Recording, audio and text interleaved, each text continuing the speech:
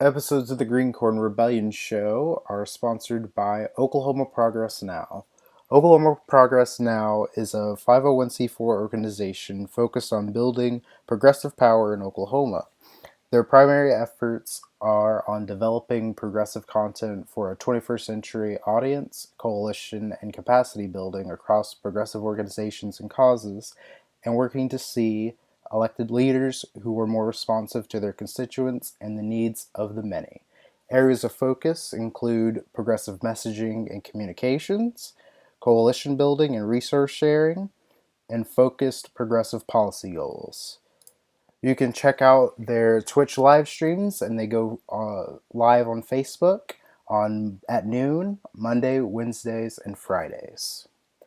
Please support this organization. It's a really great organization. It's just getting started here in Oklahoma. Thank you. Now enjoy the rest of the video. Hello, this is the Green Corn Rebellion Show, and today I'm here with Carly Hotvedt, who is a candidate for the Oklahoma State Senate District 35. How are you doing today? I'm great. How are you? I'm doing good. Good. First question I have here is, where are you from and where did you grow up at? So that's a long story. I was born in the Claremore Indian Hospital to a single mom. She married the man who adopted me and who I call Dad, and we almost immediately after they got married moved to Hawaii because my dad was in the Navy. So Navy brat. He was stationed in Hawaii and Washington State. And then my parents split up and moved back to Oklahoma. So I say that I'm from Adair because I spent the last part of 8th grade all through high school and graduated from Adair High School in Mace County. And now I'm in Tulsa, and I've been in Tulsa for the last since 2013, so 7 years. Yeah. All right, that's cool. Yeah. What made you want to run for state senate? Listen, I got mad. And I got mad even before I decided to run for this. Got really frustrated with seeing Oklahoma regularly underperform its potential.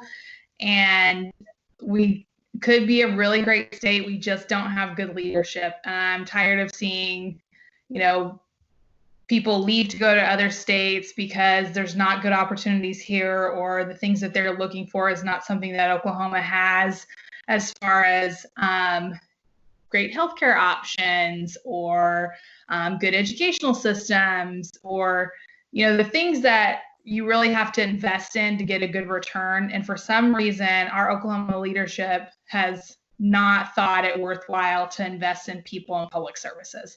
And I thought, you know what? I have a great skill set. Maybe I can do some work here. Maybe I can help some people out in this area, and let's start changing my own backyard. So I actually ran for a House seat last cycle for 2018.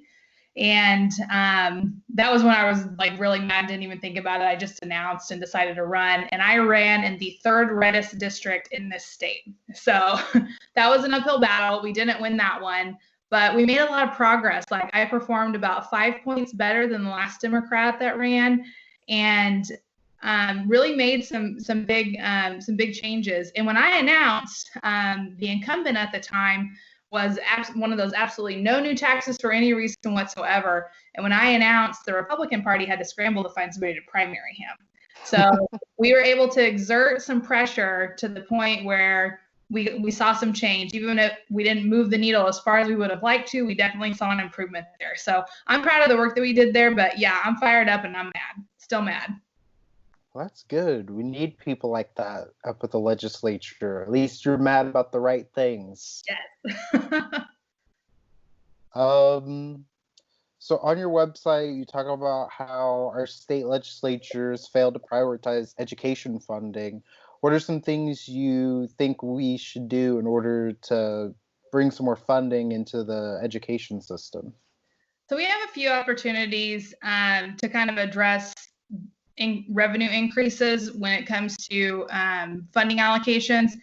And right now, Oklahoma is dealing with that 75% supermajority to raise any new taxes. So I want to start with the low-hanging fruit. We need to eliminate some of these tax exemptions and credits that are not returning value to the state. The capital gains exemption is one of the things that I'm thinking about. That benefits a very small select group of pretty high earners. And if we were able to remove that, we could return a lot more revenue to the state and use that. There's some other tax credits that should be considered and on the chopping block as well. There's a fur storage tax credit that costs the state like $4 million. And I don't personally know anybody who has furs, much less needs to store them. So I don't understand why that's a good idea. We also have some other opportunities to take a look if we are going to talk about raising taxes, because I think we're going to have to get to that point in order to really meet the needs and demands and goals that I'd like to see set. And that would be returning our income tax, bumping that up to higher earners. So right now, somebody who's making like $30,000 versus somebody who's making like $250,000 are in the same tax bracket for the state. And to me, that's not fair. As I've like progressed in my career and, increased my salary as I've been going on, it makes sense to me that I should pay a little bit more in order to, live in an area and a place that's beneficial. And I've received benefits myself. Like, I got scholarships and I got Pell Grants and I got government-backed student loans. And that to me is paying back the benefits that I got starting out. So I definitely see, my tax dollars are an intended investment. And I really wish everybody would kind of have that viewpoint, because it costs money to have nice stuff. And we all need to, have that mindset. Yeah. What about raising the gross production tax from, I believe it's at 5% now, back to 7 or something higher? Yeah, something higher. I mean, let's talk 8%. Let's talk 10%, because we know that those exploration activities are tied to the land. You can't move where the oil's at.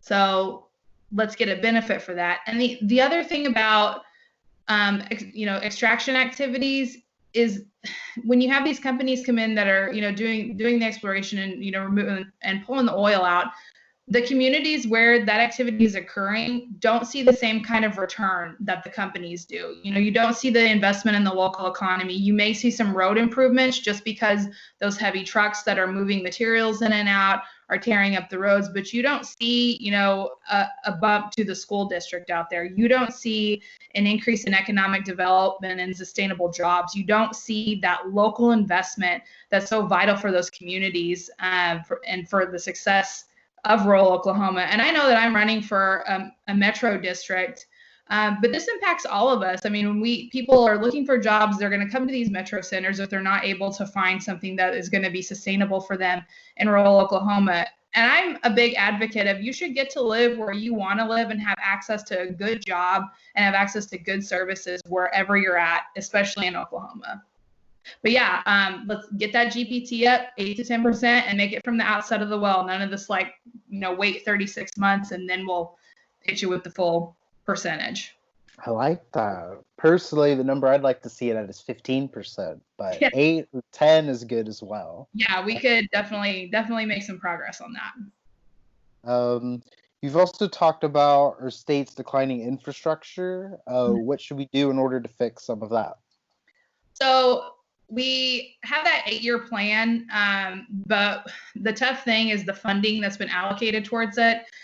And we've had some revenue failures over the last couple of years that have impacted the ability to keep funds allocated towards that 8-year plan. And we made some pretty good progress as far as addressing some of our structurally deficient roads and bridges.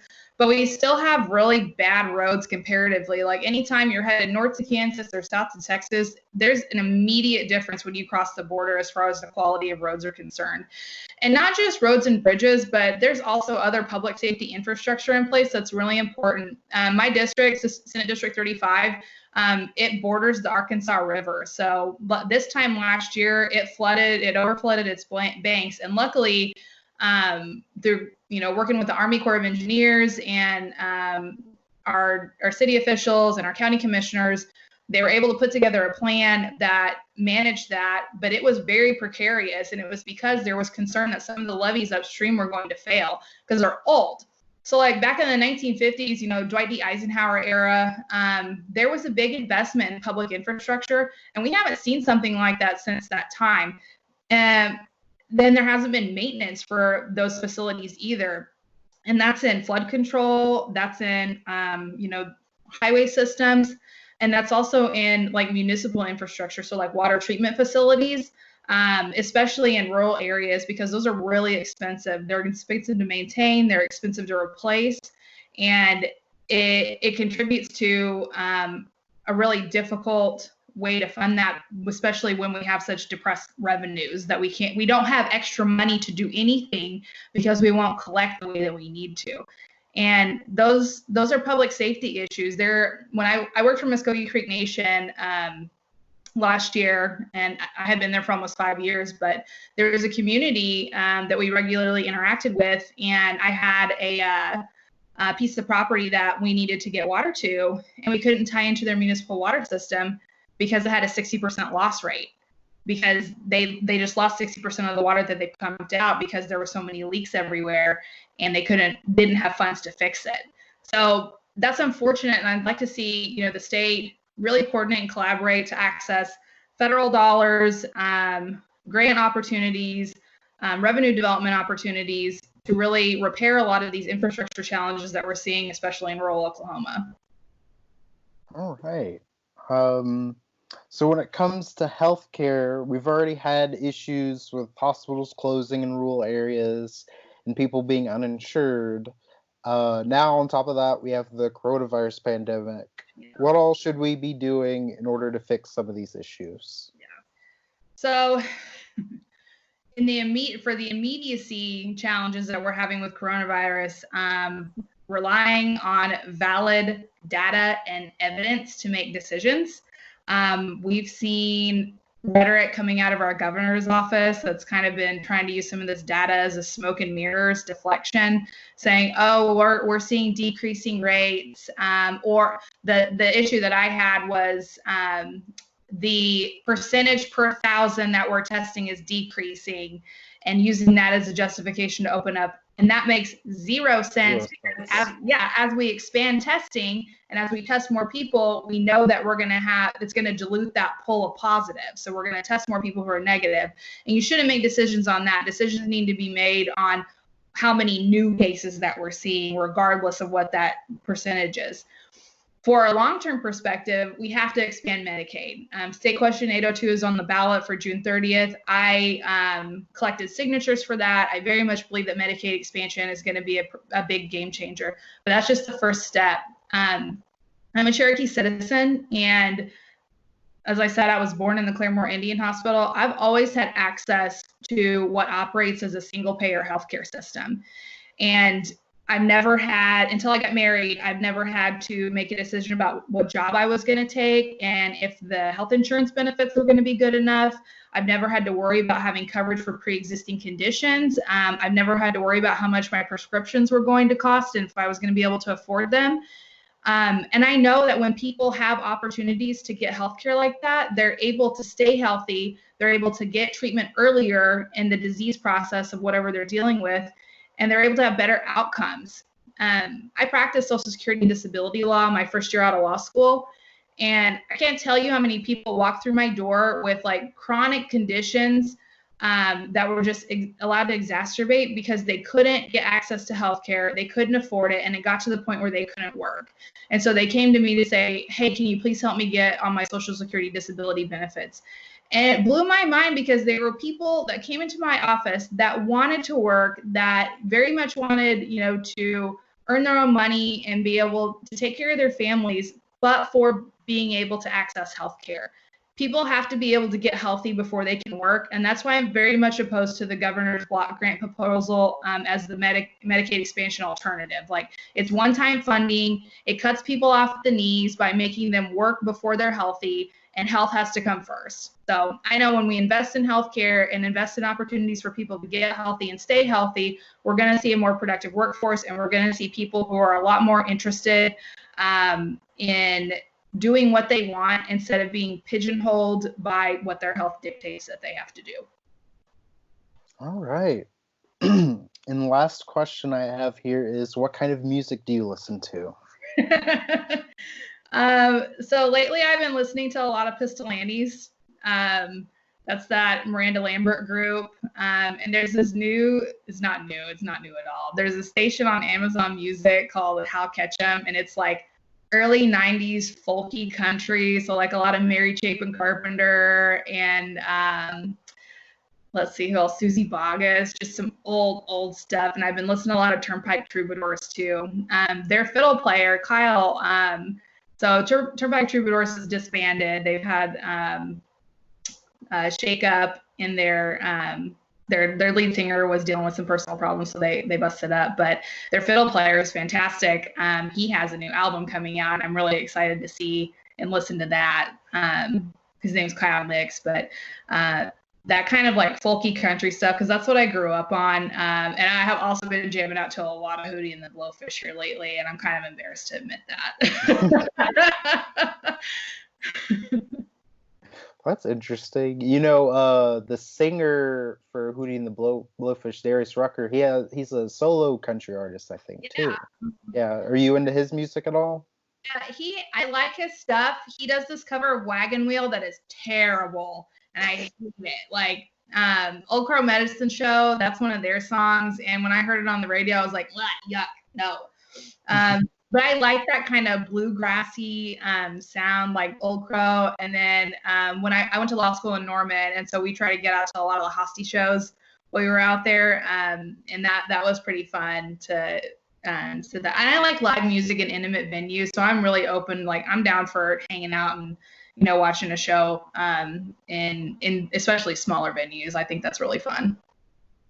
All right. Well, thank you for coming on. Where can we find you on social media, and what is your campaign website? Sure. So you can find me on Facebook, Instagram, and Twitter at Carly for OK, and that's all spelled out. That's CarlyForOK. And my campaign website is carlyforok.com. So we were able to keep it real simple and kind of use all the info for that. And there's great information about the platforms and a little bit more about me, kind of some of my background and my interests and a little bit of my life story. But, we could do a deep dive and talk about that stuff all day. But I encourage everybody to check out the website. And my email is info@carlyforok.com if anybody has any questions or wants to learn more about how to get involved. All right. Thanks. And good luck to you on the campaign trail. Thanks. Yeah. Thanks for having me on. I appreciate it.